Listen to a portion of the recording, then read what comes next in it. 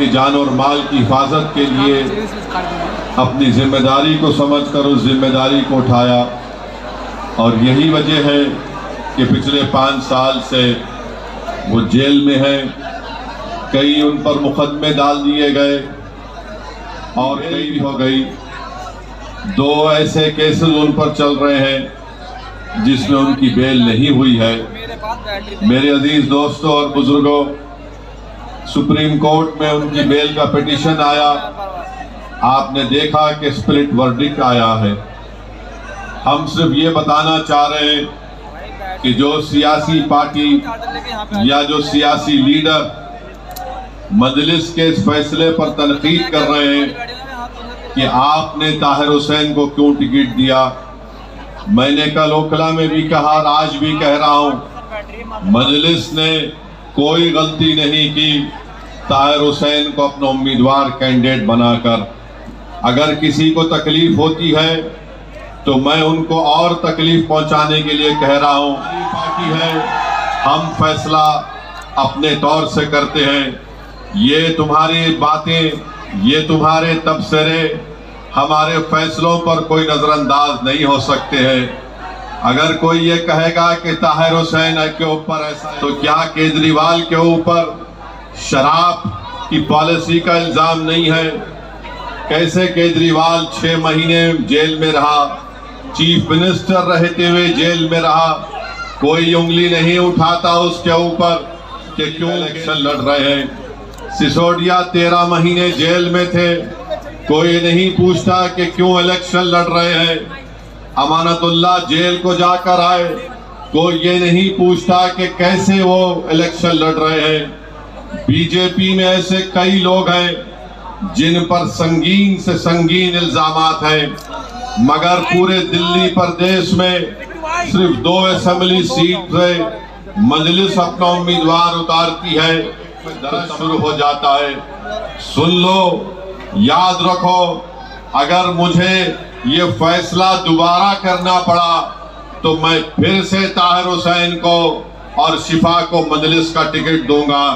बल्कि और भी ऐसे लोग थे जो इलेक्शन लड़ना चाह रहे थे, जिनको जालिम हुक्मरानों ने जेल में डालकर उनकी आवाज को दबाने की कोशिश की।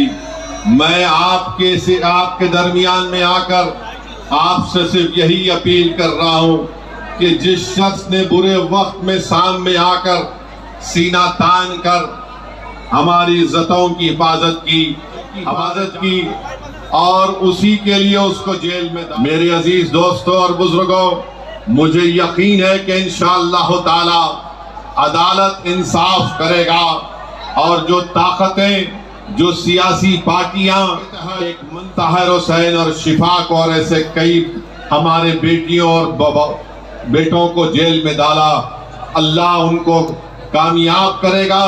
वो इंशाअल्लाह ताला अल्लाह उनको और इज्जतों से नवाजेगा।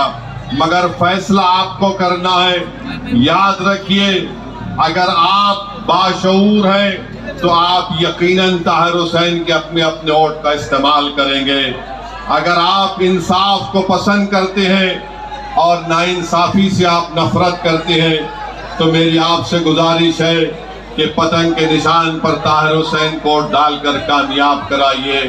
अगर आप चाहते हैं कि कोई जरूरतमंद आपके दरमियान में खड़ा हो जाए जो आपकी इज्जतों की हिफाजत के लिए अपना सब कुछ कुर्बान करने को तैयार हो जाए, तो फिर आपको अपने वोट का इस्तेमाल मजलिस के हक में करना पड़ेगा। मेरे भाई याद रखो, अगर एहसास खत्म हो जाएगा तो फिर कौन सीना। मैं सोचता रहा कि कैसे इन लोगों ने इतने साल गुजारे होंगे।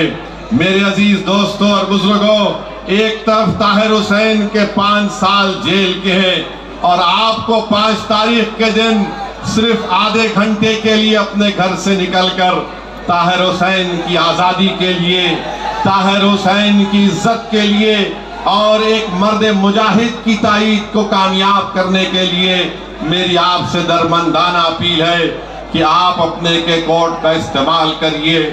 डरने और घबराने की जरूरत नहीं है। लोग इल्जाम लगाते हैं, किस पर इल्जाम लगाते हैं? जो जिससे डर होता है उन्हीं पर इल्जाम लगाया जाता है। आज 5 साल से कोई पार्टी जो अपने आप को सेकुलर कहती है, ना वो ताहिर का नाम लेती है, ना वो शिफा का नाम लेते हैं, ना वो सैफी का नाम लेते हैं। ऐसे कई लोग जो जेलों में आज तड़प रहे हैं, जो जेल की 4 दीवारी में बैठे हैं। आज ताहिर हुसैन को इस बात का एहसास मत होने दीजिए कि मैंने जो कुर्बानी दी थी, मेरे ही यहाँ की आवाम ने मुझे बुला दिया।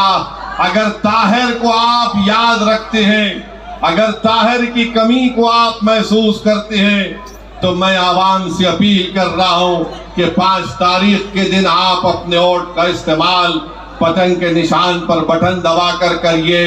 और जो सियासी हुक्मरानों ने एक सियासी साजिश के तहत ताहिर और शिफा ऐसे कई लोगों को जेल में डालकर उनकी जिंदगी को परेशान कर दिया। किसी एक शायर ने बड़ा अच्छा लिखा था, उस नौजवान शायर का नाम आमिर अजीज था, जिसकी नज़म को आप और हमने सुना था। उसने शायद ताहिर और शिफा के लिए लिखा होगा कि आमिर अजीज ने लिखा कि तुम FIR लिखो, हम तैयार लिखेंगे। तुम हमें कत्ल कर दो, हम बन के भूत लिखेंगे। और तुम अदालतों से बैठकर चुटकुले लिखो, हम सड़कों और दीवारों पे इंसाफ लिखेंगे। बहरे भी सुन ले इतनी जोर से बोलेंगे, अंधे भी पढ़ ले इतना साफ लिखेंगे। तुम काला कमल लिखो, हम लाल गुलाब लिखेंगे। तुम जमीन पर जुल्म लिख दो, आसमान पे इनकलाब लिखा जाएगा। सब याद रखा जाएगा, सब कुछ याद रखा जाएगा। जो लोग मजलूमों पर जुल्म कर रहे हैं, याद रखो, दुनिया अगर तुम्हारे जुल्म को भूल जाएगी तो कोई बात नहीं, मगर अल्लाह उसकी मखलूक पर जुल्म करने वालों को अल्लाह नहीं भूलता। इंसाफ होगा और रब्बे करीम जब इंसाफ करेगा तो उसके इंसाफ में आवाज नहीं होगी। जो बड़े बड़े इख्तिदार की कुर्सियों पर बैठकर ये समझ रहे हैं कि हमने ताहिर और शिफा को जेल में डाल दिया, अरे याद रखो, इख्तिदार किसी के पास नहीं रहता, वरना दिल्ली के वीरान महल पुकार पुकार कर कहेंगे कि हाँ यहाँ पर भी बहुत बड़े बादशाह रहते थे, मगर आज उन वीरान मंजिलों में कोई नहीं जाता। जिन्होंने ताहिर व शिफा पर जुल्म किया, इंशाअल्लाह उनकी तमाम जगहें वीरान होंगी। आज इख्तिदार के नशे में चूर होकर तुम इनको जेल में डाले, इंशाअल्लाह ताला कल मुकद्दर और मुस्तकबिल तुमको ऐसी गुमनाम वादियों में डाल देगा। इंसाफ जरूर होगा।